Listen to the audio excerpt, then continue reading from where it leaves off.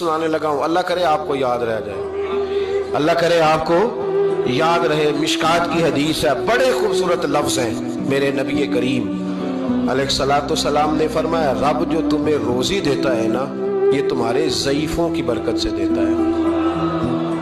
وہ جو 90 سال کی اماں گھر میں ضعیف پڑی ہے نا، اسے سکریپ کا مال نہ سمجھنا۔ تیرے اوپر جو خدا کا کرم بس برس رہا ہے تو اس بوڑھی کی وجہ سے برس رہا ہے، اس بوڑھی کی وجہ سے برس رہا ہے۔ اور نبی کریم علیہ الصلوۃ والسلام نے ارشاد فرمایا، سن اور یاد رکھ، فرمایا رب تم سے ناراض ہوتا ہے، وہ بارشیں روکنا چاہتا ہے، تمہیں قحط میں مبتلا کرنا چاہتا ہے، لیکن تمہارے ضعیفوں کے سبب تمہیں بارشیں عطا کر دیتا ہے۔ کیا کر سکتا ہے اگر اللہ مددگار ہو تو؟ جس کو رب کریم اٹھانا چاہے اسے کوئی گرا سکتا ہے؟ ہم یہ ڈرے ڈرے سہمے سہمے پریشان فیصلہ کرنے کی طاقت نہیں، مجھے چلنا چاہیے کہ نہیں، اٹھنا چاہیے کہ نہیں، کرنا چاہیے، اٹھ باندھ کمر کیوں ڈرتا ہے؟ پھر دیکھ خدا کیا کرتا ہے۔ سورہ کہف پڑھنے کی تلقین کی گئی ہے کہ ہر جمعۃ المبارک کو سورہ کہف کی تلاوت کرو، اور سورہ کہف پڑھنے والے کی قبر میں روشنی ہوگی، یہ قبر میں روشنی لے کے جائے، تو قرآن زندگی میں شامل کیا جائے، یہ بدبختی سے بچاتا ہے، قبر میں روشنی لاتا ہے، اجالے لاتا ہے۔ اگر کسی شخص کے ساتھ قرآن مجید نہیں ہے، اس کی زندگی کا نور اس سے روٹ گیا ہے۔ معافی دے جس کے بعد گناہ نہ ہو، ایسی ہدایت دے جس کے بعد گمراہ نہ ہو، ایسی رضا دے جس کے بعد ناراضگی نہ۔ اللہ یوں کہہ رہا ہے، اے میرے نافرمان بندو، اے میرے نافرمان بندو، میرے بندے تم میرے ہو، تم کیوں ڈر گئے ہو؟ کتنوں کو تمہارے گناہ ہیں؟ زمین بھر دی ہے، آسمان بھر دیا ہے، آسمان تک تیرے گناہ چلے گئے۔ اور نہیں، تھوڑے سے تو تیرے گناہ ہیں۔ لا تقنطوا من رحمت اللہ ان اللہ یغفر الذنوب جميعا، میری رحمت سے مایوس نہ ہو، تم توبہ کرو، میں تمہارے سارے گناہ معاف کروں گا۔ تم توبہ کرنے والے بنو، میں تمہارے سارے معاف کروں گا۔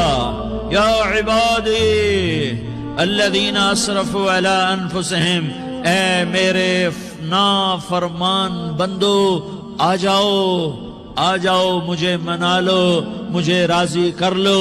من تقرب الی تلقیتہ من بعید، تم مجھے راضی کرنے آؤ، میں آگے بڑھ کے تمہارا استقبال کروں گا۔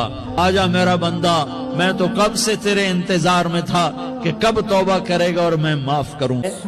جو فاقوں میں مصطفیٰ نے پڑھی، جو چکیوں کی مشقت میں فاطمہ نے پڑھی، جگا کے اپنے ہی قاتل کو مرتضیٰ نے پڑھی، گلے لگا کے زہر کو جو مجتبیٰ نے پڑھی۔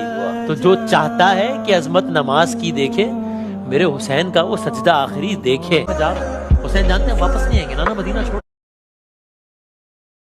10 محرم کا روزہ رکھنا مسنون ہے، 7، 11 کا یا 9 کا شامل کر دیا جائے۔ روزہ اگر عاشورے کا رکھنا چاہیں تو اس کے لیے سنت یہ ہے کہ 7 یا 9 کا شامل کریں یا 11 کا شامل کریں۔ جو افضل ترین روزے ہیں ان میں سے عاشورے کے روزوں کا بھی شمار ہوتا ہے۔ تو اگر ممکن ہو تو جن کو اللہ نے صحت عطا کی ہے، آج کل اتنی شدت کی گرمی بھی باقی نہیں رہی، تو وہ یہ روزے رکھیں، ذکر و فکر کے اندر ان ایام کو گزاریں۔ میں مدینے میرے ایک غلام کا انتقال ہو گیا، تو حضرت جبریل امین آئے تھے اور عرض کر رہے تھے کہ یا رسول اللہ، رب کریم نے 70,000 فرشتے کو ان کے جنازے میں بھیجا ہے، 70,000 فرشتہ جنازے میں آیا ہے۔ تو حضور فرماتے ہیں میں نے جبریل امین سے پوچھا کہ وہ کیا عمل کرتے تھے جس کے سبب سے 70,000 فرشتہ جنازہ پڑھنے آیا ہے؟ تو حضرت جبریل امین علیہ السلام عرض کرنے لگے، یا رسول اللہ، اسے سورہ اخلاص سے بڑا پیار تھا۔ سب کو آتی ہے نا قل هو اللہ احد، سورہ اخلاص سے بڑا پیار تھا اور وہ ہر وقت پڑھتا رہتا تھا۔ شہادت کی تاریخ رقم کی جائے گی، وہاں کربلا کا نام سر فہرست ہوگا۔ واقعہ کربلا کو شناخت حسین نے دی ہے، لیکن حسین کی شناخت تو رسول اللہ سے ہے۔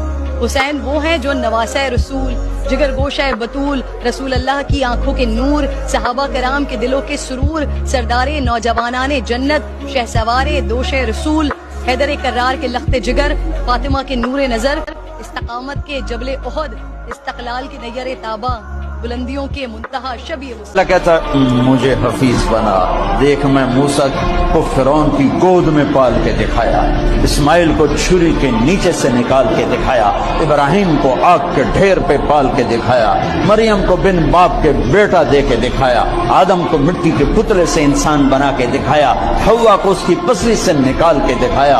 ये सब मेरे रब के करिश्मे, कफा बिल्लाह हफीजा। मैनू बनाने के बाद एक मैं तेरी हिफाजत में करना।